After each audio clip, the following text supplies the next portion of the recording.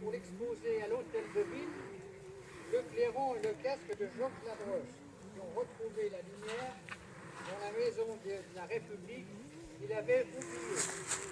Je tiens donc à les remercier pour leur générosité. Je précise que ce n'est pas un don, mais ces biens nous sont confiés sous réserve de leur exposition en mairie, faute de quoi ils leur seraient restitués.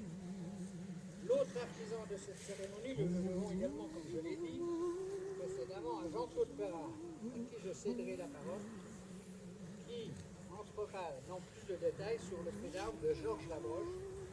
Merci pour cet investissement, Jean-Claude.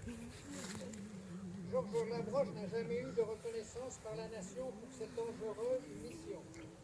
Et heureusement, son village a su lui en témoigner et combler l'ingratitude républicaine. Georges Labroche, né en 1896, décédé en 1969, j'ai eu le privilège de le connaître et d'échanger avec lui, en tant que voisin de ma mère, mais j'ignorais son glorieux passé. En 1970, le conseil municipal décide de donner le nom de Georges Labroche à une place. En 2008, c'est l'association Le Livre et l'Histoire qui, pour le 90e anniversaire, lui rend hommage en exposant les pièces des Le 11 novembre 2018, M. Philippe Pinot, maire de Chaligny et président de la communauté de communes Moselle-Mardon, pour le centenaire, organise cette commémoration. C'est à cette occasion que son clairon a sonné sous l'arc de triomphe devant 70 chefs d'État et dans la salle des 4 colonnes de l'Assemblée nationale. Nous sommes aujourd'hui dans la continuité de tous ces témoignages qui se sont succédés depuis 1970. Georges Labroche vient de faire l'objet d'un reportage au MAC de l'Est républicain du 7 novembre. Georges Labroche est entré dans l'histoire, sa mémoire ne s'effacera pas avec le temps. Car tous ceux et celles qui passeront devant la vitrine, où sont exposés son clairon et son casque, ne pourront ignorer son fait d'armes. Il n'y a pas de personnalité invitée à cette cérémonie. Nous sommes entre nous, et c'est Georges Labroche qui nous réunit une nouvelle fois, et c'est lui la personnalité de ce jour. Nous allons personner le clairon, cette fois dans son village, et un autre clairon lui répondra dans le cimetière.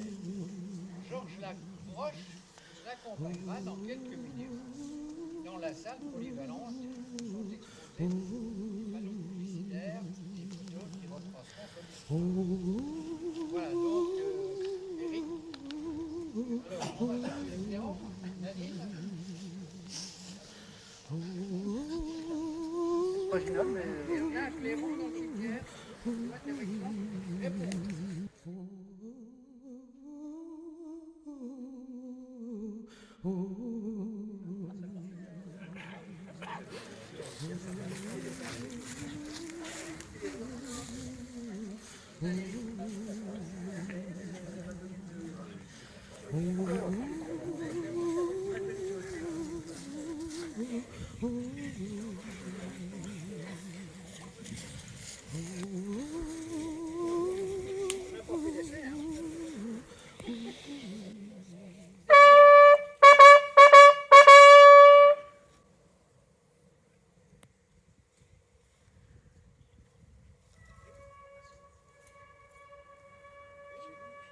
Voilà, c'est fait.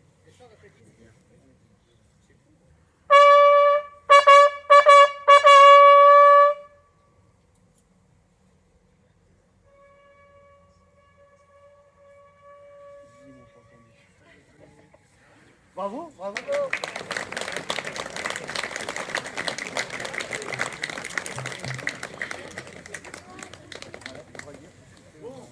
À l'occasion du 90e feu, l'association Le Livre, l'Histoire avait organisé une exposition sur le thème de l'armistice. Grand honneur nous avait été fait de nous avoir prêté le clairon de Georges Labroche, resté dans la famille. 10 années ont passé. Il fallait marquer la journée du 9 novembre par une reconnaissance nationale.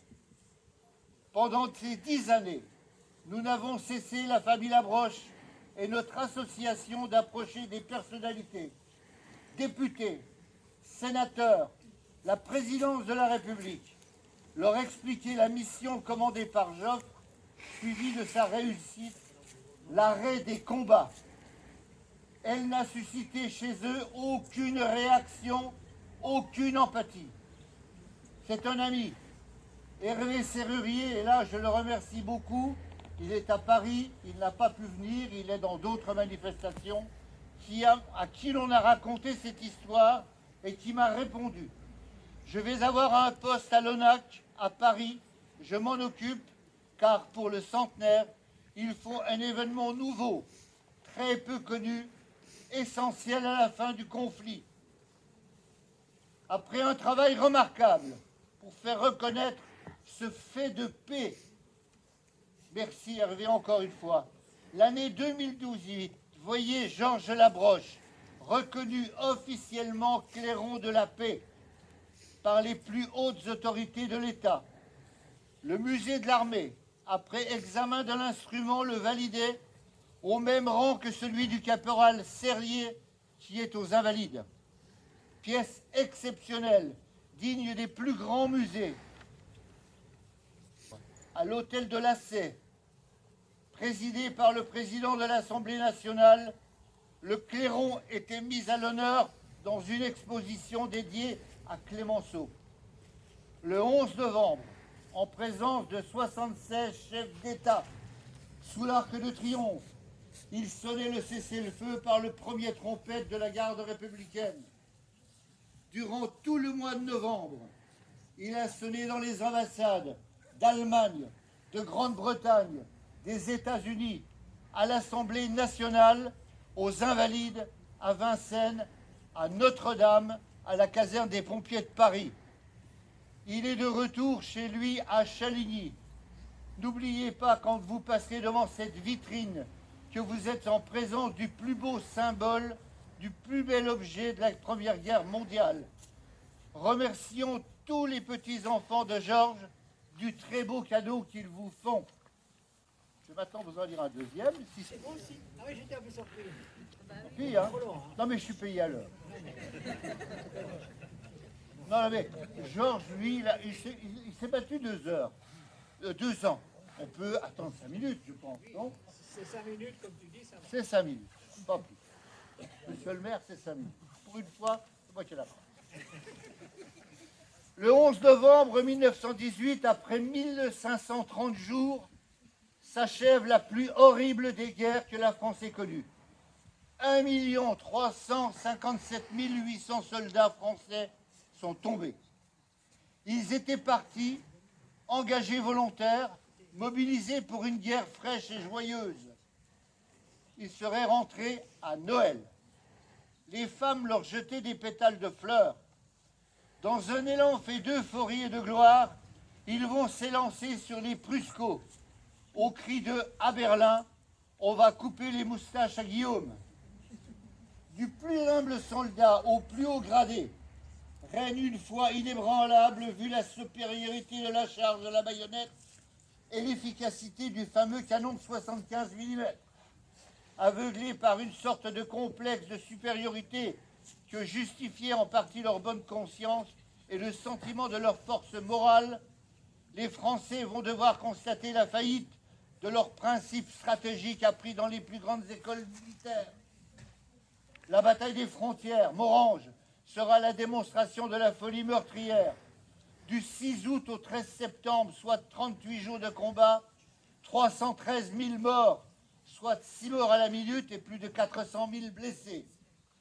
Sous le soleil brûlant de l'été, affublés de leurs pantalons de laine écarlate, la capote bleue, plus 30 kilos de barda, sans oublier bien sûr le petit fagot de bois sur le sac. Il s'élance à l'assaut des lignes allemandes. On s'étonne encore aujourd'hui et on ne s'explique pas comment des chefs purent s'obstiner dans leurs erreurs et imposer à leurs soldats une suite ininterrompue d'hécatombes en manœuvrant des masses d'hommes comme des pièces d'échecs ou en sacrifiant une partie impitoyablement au nom d'une mystique que le soldat devait accepter sans murmurer. La retraite est inévitable et les pimpants soldats d'août se sont mués en loqueteux sous l'action conjuguée du soleil et des averses. La retraite s'effectue néanmoins en bon ordre jusqu'à la Marne. Par chance, le haut commandement allemand commet une faute stratégique, providentielle. Et après les batailles de la Somme et de l'Isère, les deux armées connaissent des pertes effrayantes. À cette occasion s'éteint le mythe d'une victoire rapide. Ayant constaté leur impuissance à triompher l'une de l'autre, les deux armées s'enterrent dans les tranchées protégées par des inextricables réseaux de fils de fer barbelés. Une nouvelle guerre commence, celle des tranchées, 4 années faites d'insécurité, d'inconfort et bientôt de misère au milieu des poux, des rats et des cadavres que l'on ne recouvre plus. Des énormes prix au prix de pertes colossales pour conquérir 50 mètres et pour les reperdre le lendemain. Verdun sera le parfait exemple. 21 millions d'obus bouleverseront le paysage sur 8 mètres de profondeur. La terre devient homme, l'homme devient la terre. L'horreur est acceptée comme familière et quotidienne, et c'est peut-être la plus cruelle de la guerre. En cette fin d'année 1918, les deux armées sont exsangues. Devant la situation dramatique de son armée, le gouvernement allemand exige le renvoi du général Ludendorff, l'âme du parti militariste. Il faut faire vivre, car la révolution gronde dans le pays. Au courant de ce qui se passe, Foch examine les conditions allemandes d'armistice. Le 5 novembre, les ordres sont donnés pour pouvoir recevoir des parlementaires allemands. L'ennemi en pleine retraite se replie en direction des frontières. Le 7 novembre, à Audrey, il est 20h, les troupes françaises entendent la sonnerie du cessez-le-feu. Protégée par son clairon, une voiture allemande s'avance doucement. Le caporal Sellier remplace le clairon allemand et sonne dans les lignes françaises. De nombreux soldats se sont avancés pour voir ce moment historique après 4 années de souffrance. À Compiègne, les préliminaires d'arrêt des combats est signé. Il faut maintenant rejoindre la Belgique et retraverser les lignes de combat. Le 8 novembre, malgré 3 tentatives, le trompette roux, la mission échoue. Il faut coûte que coûte passer les deux voitures. Une voiture allemande et une voiture française vont tenter le passage. C'est là que commence l'aventure de Georges Labrosse.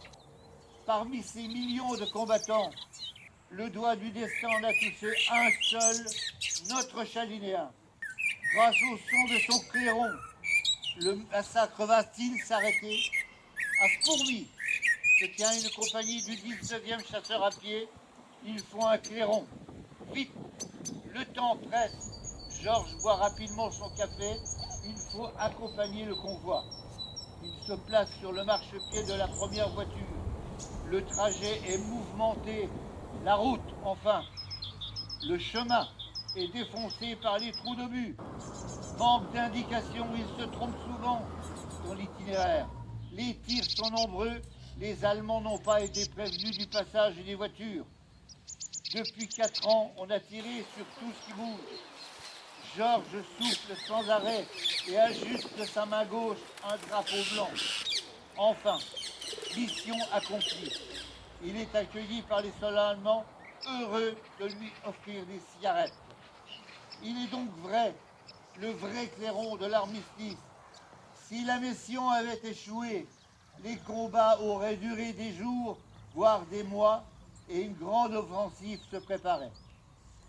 Le retour sera tout aussi difficile et risqué. Dès sa descente de voiture, c'est un vrai triomphe.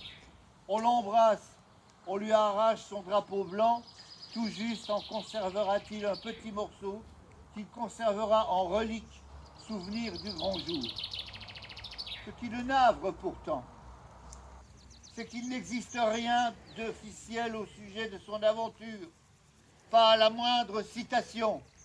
Et comme il s'en étonnait, son commandant lui répond « Mais mon petit, tu n'as été qu'en mission. » Georges était un homme simple, il n'a jamais recherché les honneurs. Sans doute a-t-il éprouvé une certaine amertume en constatant que ce qu'il avait accompli n'était pas partagé.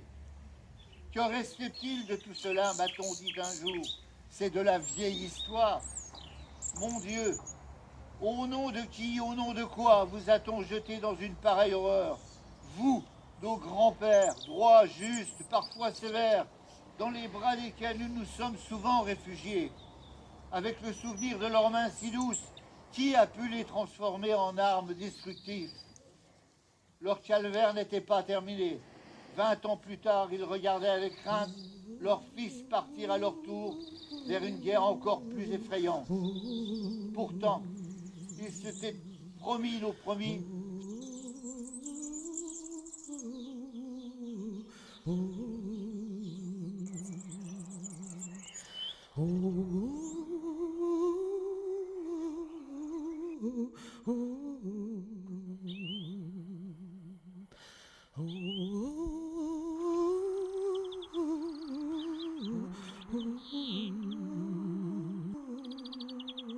Le Georges Labroche, le clairon de l'armistice, c'était mon grand-père. D'accord, oui. Oui. Et vous connaissez un petit peu, vous connaissez l'histoire? Oui. Eh ben, le 9 novembre, il a sonné l'armistice le long de la frontière allemande, Ah oui. avec son drapeau blanc et tout. Il avait quand même peur d'être fusillé, hein, parce que les Allemands ils tiraient encore à ce moment-là. Puis après, on allait souvent chez mon grand-père, mais c'était plus mon frère et puis son cousin Georges, que mes parents ont élevé, qui s'amusaient avec le clairon. Oui. Et vous avez soufflé dedans? Oui, bah oui. Et c'était quoi les souffles? Vous avez à peu près le Encore une fois? Non. C'était- Non, avec mes petits-enfants, on s'amusait à Oui, souffler dedans. d'accord. Bah, c'est génial. En tous les cas, merci. Oui.